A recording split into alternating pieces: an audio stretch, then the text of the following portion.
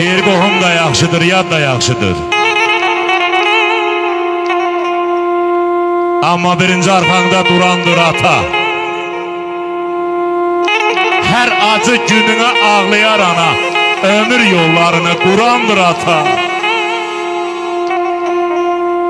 Əlimizdən tutub cürət verən də,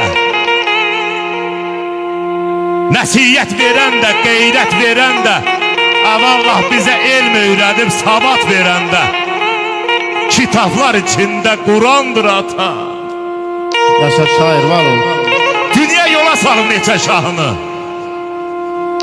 Deyirəm ay sənətkar, insanlar almasın ata ahını. Qaraxan, sevginən sən Allahını, çünki Peyğəmbər yanında imamdır ata. Peyğəmbər yanında imamdır ata.